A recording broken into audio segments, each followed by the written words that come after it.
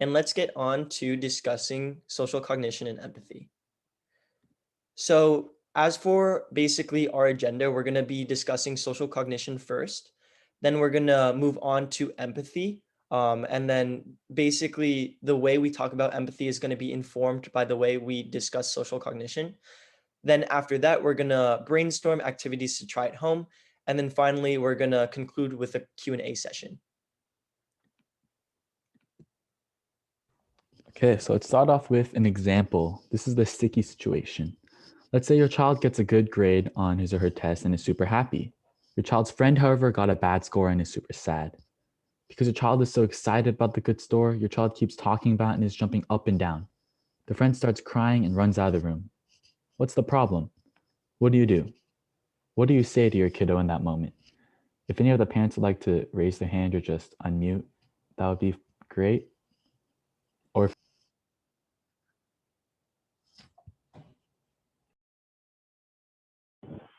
So what exactly is social cognition? Social cognition involves the processes involved in perceiving other people and how we come to know about the people in the world around us.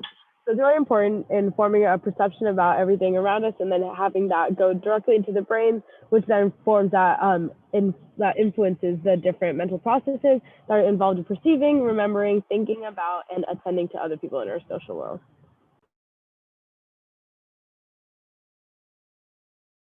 Okay, so going back to the sticky situation example, the first thing that you could do is identify the problem, because your child probably doesn't understand exactly why their friend's crying.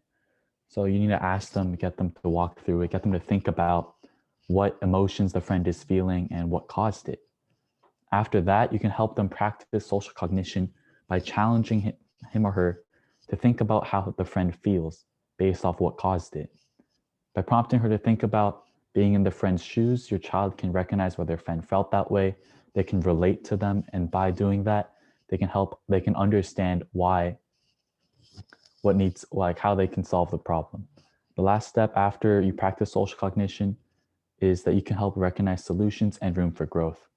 I think for kids, a big problem is that maybe they're too scared to go talk to their friend, ask for reconciliation, but that's where you step in.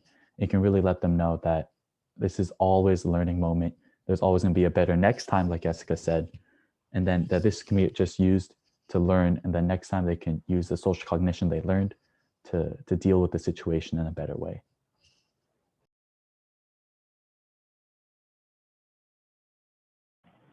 So why exactly is social cognition important?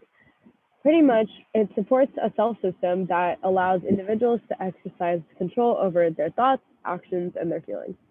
It's really important in connecting the individual self to the outside world through allowing somebody to find out what exactly it is they like, the salience behind it, and the recollection. So in the end, it ends up creating a meaning and shape of the world around us. In conclusion, social cognition really influences a single social interaction.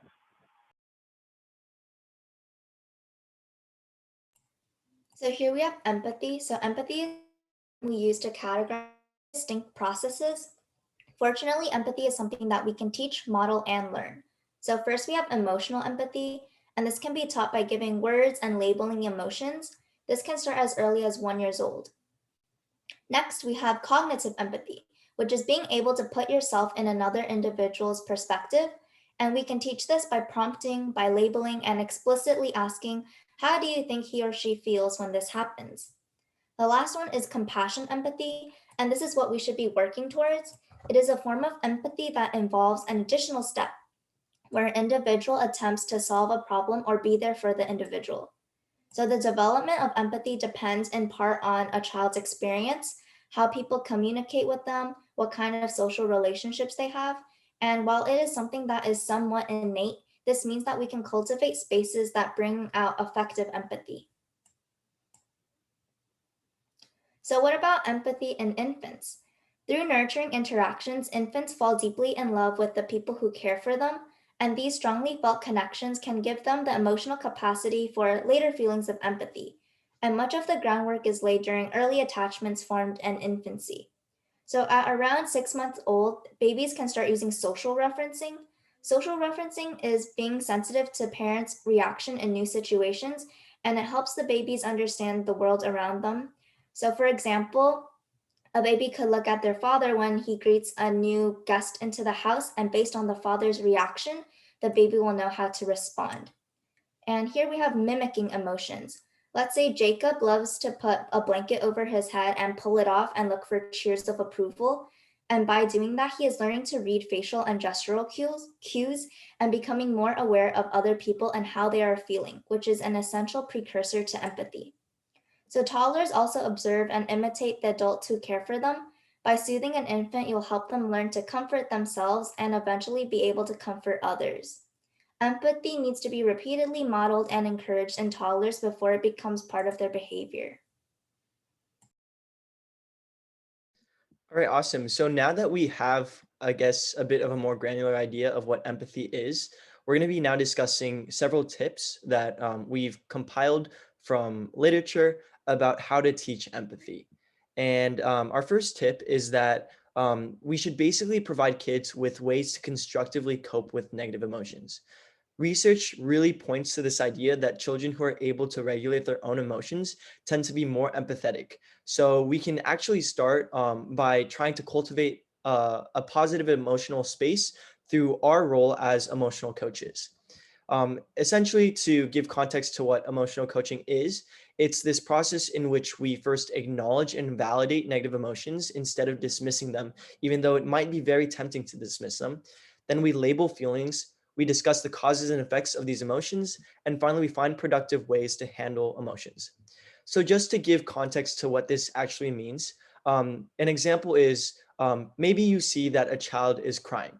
It's very tempting to say things like stop crying or it'll be okay, things like it's not that bad, or we could even say gendered responses like boys don't cry or man up, right? But instead of doing this, we should work towards first labeling these feelings. So saying, I see you're upset, and then, just visibly, like explicitly label that. And then following by validating and being there. So basically that means like, I see you're upset. I totally understand why you would be upset. You could even kind of put yourself in that position to normalize it and say, if I were in that position, I would probably be upset too, right? And then just being there physically and emotionally, and then also trying to extend compassionate empathy. It's also important to note that while that child is crying or in a tantrum, it's not really the best time to make that into a learning moment, just because it's really hard to have kids to be coherent, to be verbal, and also to think about their actions when they're really in the trenches of their own emotions. So after that child is able to self-regulate, after we've been there and we've validated these emotions and we've labeled these emotions, then we can discuss the causes and effects of that emotion and then come up with solutions.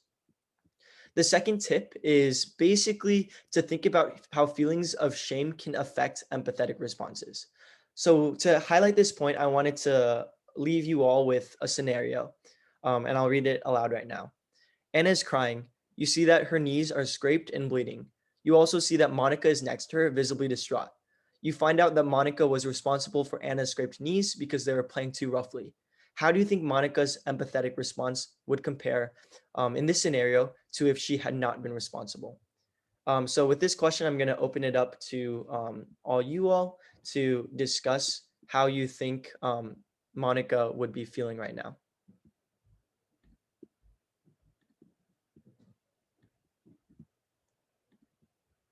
And again, if we're not comfortable speaking, we can also put it in the chat.